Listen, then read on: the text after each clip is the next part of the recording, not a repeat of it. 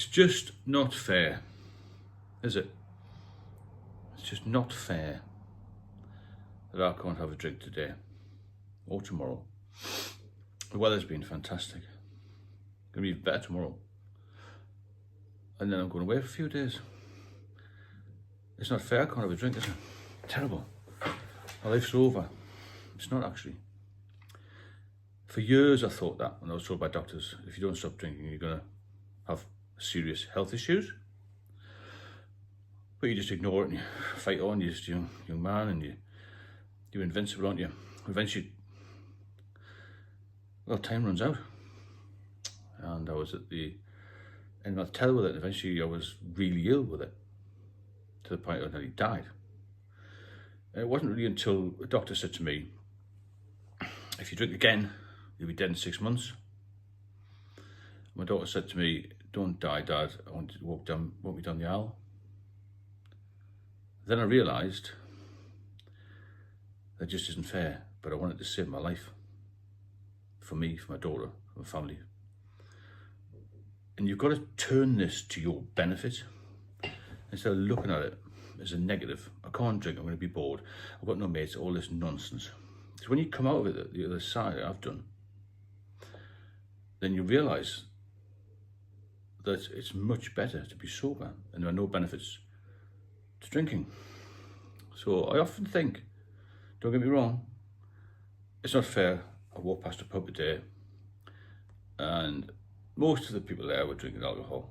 I used to love a long pint. I never drank wine and spirits, always a pint of something.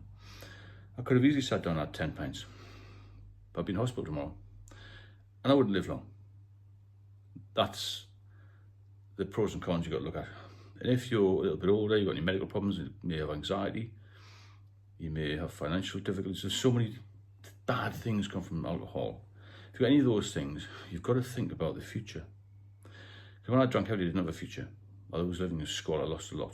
If it hadn't been for some investments that I had, I would have been living on the street. And people say it's all your fault. Maybe it was. But I know one thing, it's classed as an illness now, it's an addiction. Habit becomes an addiction. So when you think to yourself, it's just not fair, I can't go out with the lads. Lots of people can socially drink, but lots of people can't. And as I mentioned to a lot of people, so how did you stop? I stopped because I had to stop. And when I was about 40, I had seizures, and then I had diazepam. I think they give you Librium now. So some of us won't give you that, you've got to try and cut down. Try and fight through it. If you have any really strong withdrawals, problem withdrawal, you've got to get some medical help. You can't just stop because I had seizures, so you've got to be careful. A lot of people can taper down, and a lot of people can stop as well. They aren't actually physically dependent, and they want to stop for a short while and they'll go back to it again. I do a support mentoring service now, and a lot of people say to me, I'm drinking far too much, but I want to be a social drinker. And I say, well, good luck with that, because you'll be back in 3 weeks' time, back to square one, because certain people, many people, cannot be social drinkers. They can't just have 3 or 4 on a Saturday and leave it for a week. My parents were like that. I've got friends who are like that. I've got friends who rarely drink at all. My fiancée doesn't drink very much. She leaves half a bottle of wine. But I would have drunk 7 or 8 pints over a dinner and then gone home and had more. I can't do that. And I can see that it's not a fair bit initially, but now I wouldn't touch a drink for all the tea in China, if that makes sense, because my life's much better. So turn this to your advantage. When you're told by me, by other people on here, by doctors, consultants, friends, relatives, you need to stop drinking, you need to take some advice, but you've got to do it for yourself. You can't do it for anybody else. If you don't want to stop, you will not stop. It's as simple as that. You have to have a mindset, a strong mindset. You've got to change your mindset from all this alcohol. It's glamorous, it's good fun, it makes me feel relaxed, it makes me more chatty, it makes me, do this, that, and the other. It actually takes everything from you. It's an illusion. Alcohol is a total illusion. It's mind-altering, isn't it? And it turns the best of us into physical wrecks. In 2019, I was a shadow of my former self. Because I lost a lot of weight, I was very, very ill. I had severe liver issues, ascites, flu, spontaneous bacterial peritonitis, had an umbilical hernia, which split and nearly bled to death during COVID. Had to put 2 blast bandages on me. Still wouldn't stop. I got taken to resus, which is extremely frightening. I'd only ever been in resus as a police officer, never as a patient. I'd never want to go back there again. And the surgeon basically said, no time for anaesthetic. If this kit doesn't stitch you up and it works, then there's nothing else we can do. Once the ascites fluid seeps out, you're going to get an infection. You'll die within 24 hours. That's how bad it got with me. So you've really got to look after yourself. And you've got to want this for yourself. I speak to many people who haven't got relatives and who say, well, I've got no children, like you. I've got a daughter. I've got nothing to live for. Well, live for yourself. Live for, because you're here, so you brought you into this world. You know, you've got to think there is a better world out there. If you want to drink yourself to death and you've had help and you've had assistance, you still don't want to do it, that's up to you. I'm not here to preach, I'm just telling you the best way forward. And the best way forward I've found, and I've taught other people how to deal with this, is to get healthy again. And you start to fall in love with being sober, and then you become not anti-alcohol, but you become a different person. Your mind will reset. It's like taking you back to factory settings. Obviously your body's older, isn't it? But my blood tests are now normal. I never thought that would ever happen after all the drink I'd had.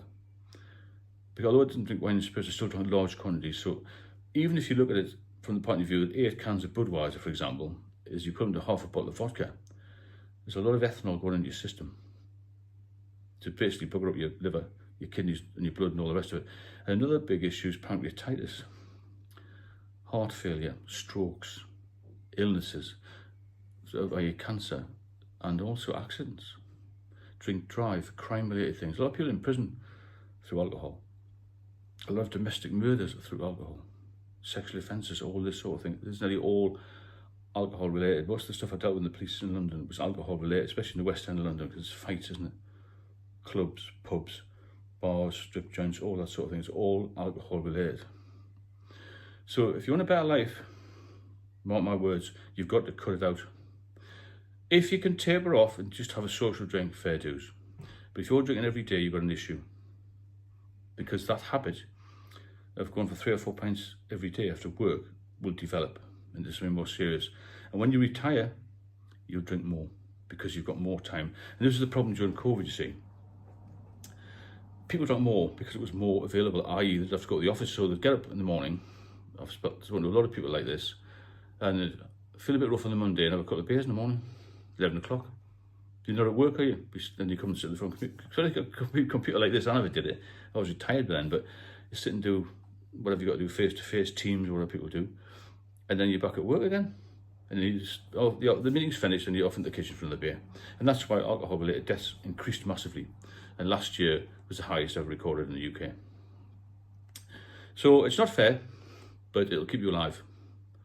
And there are other things far better, far healthier, and more worthwhile than going to the pub every day. Let me tell you that. My life's completely changed to what it was even 3 years ago, and it gets better every day. If you need any help and support, then get in contact with me, and you can leave me a line too about any subjects you want covered, all that sort of thing. Please subscribe and share the channel. There were nearly 12,000 subscribers, which is amazing in a year. And I'm here to help, and so are the other subscribers on here. It's a big group of people here who've all been touched by something related to alcohol, and we'll help you. Have a good evening. I'll speak to you soon.